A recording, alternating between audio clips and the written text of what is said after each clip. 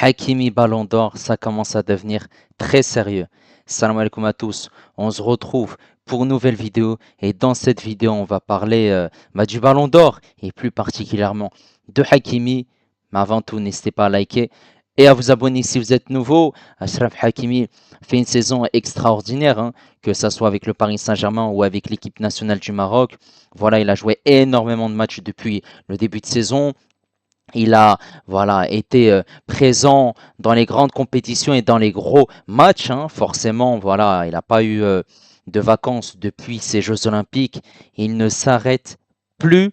Et en plus de ça, il a tenu à être présent, hein, pour ce rassemblement du mois de juin avec l'équipe nationale du Maroc. Quand même, hein, il faut le faire. Et en plus de ça, il faut souligner qu'il a été buteur en quart de finale contre Aston Villa, buteur en demi-finale contre Arsenal, buteur en finale de Ligue des Champions contre son ancien club, l'Inter de Milan.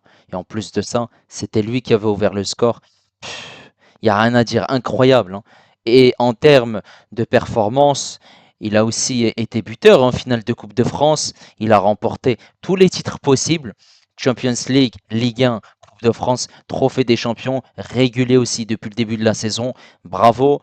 Il y a aussi cette Coupe du Monde des clubs où le Paris Saint-Germain est qualifié en huitième de finale et elle affrontera l'Inter Miami. Forcément, on a un Achraf Hakimi qui est incroyable, qui fait une saison magnifique. Et en plus de ça, régulier depuis le début de saison où on avait une équipe du Paris Saint-Germain qui manquait d'efficacité. Mais lui, sortait du lot, il arrivait à être très très performant et très intéressant. Et en plus de ça, bah forcément, voilà, à la course au Ballon d'Or, on ne parlait pas forcément de lui puisqu'il est marocain, il est africain. Donc les journalistes n'ont pas tendance à le mettre en avant, mais il a quand même parlé par rapport au Ballon d'Or, hein, lorsqu'on lui a évoqué la question. Il a dit: je suis content que les gens pensent que je suis capable de gagner le Ballon d'Or. Ce sont les journalistes qui doivent décider qui le remporte, mais ça me fait plaisir d'être parmi les meilleurs au monde et de donner du plaisir aux gens. Parce que là, on peut se dire: ouais, tu parles, tu dis que Hakimi doit gagner le Ballon d'Or parce que tu es marocain. Et tu es aussi un supporter du Paris Saint-Germain. Pourtant, il y a quelques mois, je me disais que voilà, lorsque ça parlait de Hakimi Ballon d'Or, non, je me disais que Dembélé devait y être. Sauf que ça, c'était avant la finale de la Ligue des Champions. Depuis, il s'est passé pas mal de choses. Et en plus de ça, voilà, Dembélé, depuis le mois de janvier, il arrive à marquer à tous les matchs et aussi à être décisif dans les grandes rencontres. Et forcément, par rapport à Hakimi, eh ben, Hakimi, c'est tout au long de la saison. Alors que Dembélé, c'est depuis le mois de janvier. En plus de ça, il y a Vitinha maintenant qui entre dans la danse, puisqu'il a gagné la Ligue des Nations. Ça a été un joueur très très intéressant, stratosphérique, pièce maîtresse de ce milieu de terrain de Luis Enrique. Une Ligue des Nations qui s'ajoute à son palmarès. Un Nuno Mendes aussi à gauche qui a été incroyable. Mais la différence, c'est que Hakimi, par rapport à tous les joueurs du Paris Saint-Germain, eh ben lui, il a été régulier. Il a été régulier, il a été au rendez-vous. C'est plus un latéral droit en fait. Il sort carrément de sa fonction. Il a réinventé ce poste. Il joue au milieu de terrain. On le voit dans le match. Et il y est droit. En fait, il est partout. Et cette saison, il n'y a clairement pas débat. C'est le meilleur latéral droit au monde. Devant des Dumfries, des Alexander-Arnold, des Koundé. Même Dumfries, lorsqu'on lui a posé la question, il a dit le meilleur latéral droit au monde, c'est Hakimi. Alors que lui-même, il est latéral droit. Et forcément, bah, quand d'autres joueurs qui jouent au même poste que toi disent du bien, bah, ça veut tout dire. Et forcément, bah, non seulement il est bon avec son équipe, le Paris Saint-Germain, mais aussi avec l'équipe nationale du Maroc. Il a gagné la Ligue des Champions. Il est parti au rassemblement du mois de juin. Il a joué contre la Tunisie. et il a marqué. C'est phénoménal, c'est phénoménal. Comment tu sors voilà, d'une finale de Ligue des Champions, t'es éprouvé, t'es fatigué. Il y a la Coupe du Monde des clubs qui vient après, mais toi, non. Tu es capitaine pour ton équipe nationale. Tu veux représenter ce maillot. Tu veux représenter ce maillot et faire honneur au drapeau marocain. Il y a tous ces supporters qui sont derrière toi. Quelle classe, quel homme. Et en plus de ça, même au Paris Saint-Germain, il est vice-capitaine, juste derrière Marquinhos. Et il prend ses responsabilités. Humble sur le terrain. Il coche tous les critères pour le ballon d'or. Que ça soit au niveau des trophées, que ça soit de manière individuelle et dans le collectif aussi. Et en plus de ça, il a une très très belle attitude, fair play. Voilà, il a la tête sur les épaules. Il n'y a vraiment rien à dire. Et récemment, ce match contre Seattle, il a été élu homme du match. Et c'est ce match-là qui a fait réveiller certains journalistes pour dire que Hakimi peut être un candidat très très sérieux pour ce Ballon d'Or 2025. Forcément, on va pas attendre ce Ballon d'Or 2025, puisque depuis le début de saison, on dit que Hakimi doit faire partie de ce top 10 au minimum, au vu de la saison qu'il a fait. Mais maintenant, c'est plus le top 10 qui doit aller chercher. C'est ce top 3 et il peut clairement prétendre à le gagner. Eh oui, il fait un match incroyable contre Seattle, il marque ce but, il se retrouve dans cette surface de réparation tel un renard des surfaces, un numéro 9. Contre l'Atlético de Madrid, il fait un match plus que parfait, très très bon. Contre Botafogo, ça a été plutôt compliqué, comme toute l'équipe, mais on va pas lui en vouloir. Et contre cette équipe de Seattle, ça a été incroyable en fait. Ça a été incroyable.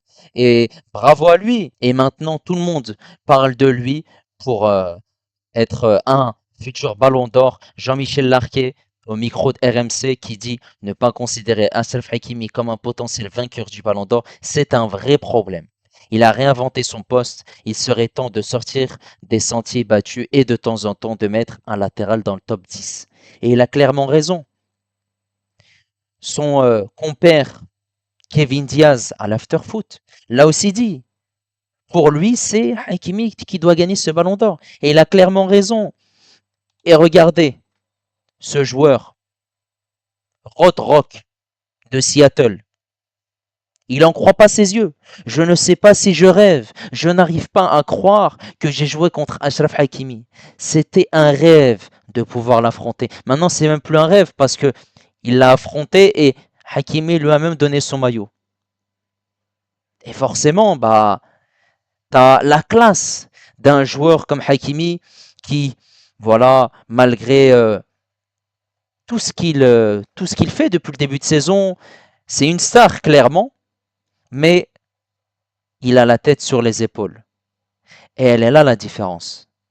Ça, c'est un joueur qui est simple, qui se prend pas la tête. Bravo. Et maintenant, on a aussi l'équipe qui parle de Hakimi Ballon d'Or dans voilà cette émission l'équipe de choc. Forcément, ça fait plaisir. Et en plus de ça, la saison n'est pas encore terminée. Mais la saison, elle est plus que réussie pour Achraf Hakimi, puisqu'il n'a pas eu de vacances. Le Paris Saint-Germain est toujours en lice dans cette Coupe du Monde des clubs. Et forcément, si tu gagnes cette Coupe du Monde des clubs, sachant que c'est la première édition, bah, tu rajoutes un trophée à ton palmarès, ce qui sera très très très bien. Mais aussi, bah en fait, moi j'ai juste peur qu'il se blesse. On l'a vu hein, contre Seattle. Voilà, ça a été compliqué à un certain moment au niveau du souffle, de l'intensité, parce que c'est un joueur qui court énormément.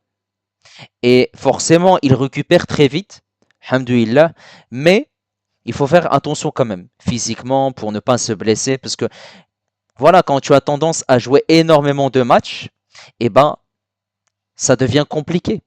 69e match, rendez-vous compte, 69e match pour Ashraf Hakimi. C'est inhumain. Même tu demandes à ChatGPT, il va te dire, il va commencer à bugger. 69e match. Mais rendez-vous compte. Rendez-vous compte, depuis les Jeux Olympiques, il n'a pas pris de vacances. Il a enchaîné. Jeux Olympiques, Ligue 1, Ligue des Champions. Ensuite, il y a eu les trêves avec le Maroc, la Coupe de France et toutes les compétitions qui se sont suivies par la suite. Forcément, bah, Luis Enrique fait attention à son temps de jeu. Mais voilà, c'est une pièce essentielle au Paris Saint-Germain. Il n'y a pas de doublure, clairement, à son poste. C'est Zaire Emery ou João Neves qui sont milieu de terrain qui jouent sur ce côté droit. Voilà, t'as un joueur mondial qui est excellent. Forcément, bah on espère maintenant que, voilà, petit à petit, il y a pas mal de gens qui font des vidéos, qui parlent que Hakimi peut ou doit même gagner ce ballon d'or. Maintenant, il faut que ces journalistes, c'est eux qui ont plus de crédit et de popularité, et c'est même eux qui vont voter. Moi, je vais pas voter, malheureusement. Sinon, ce sera Hakimi direct. Bah oui, mais à un certain moment, j'aurais pu voter Dembélé. Mais Hakimi a changé la donne. Et une personne dans le football a des avis, mais en fonction de différentes circonstances, eh ben, la vie change. Et c'est pour ça que Hakimi doit gagner ce ballon d'or. Eh oui, cette cérémonie du ballon d'or, elle aura lieu le 22 septembre. Donc, d'ici là, il peut encore se passer des choses et on connaîtra au mois d'août les nominés pour le Ballon d'Or 2025. En tout cas, n'hésitez pas à me donner votre avis si pour vous Hakimi doit gagner ce Ballon d'Or ou bien il doit faire partie au minimum de ce top 3. Voilà, d'ici là, on en reparlera, il va se passer encore pas mal de choses. N'hésitez pas à liker, n'hésitez pas également à vous abonner si vous êtes nouveau et moi je vous dis à la prochaine. Ciao les amis et Dima Maghreb.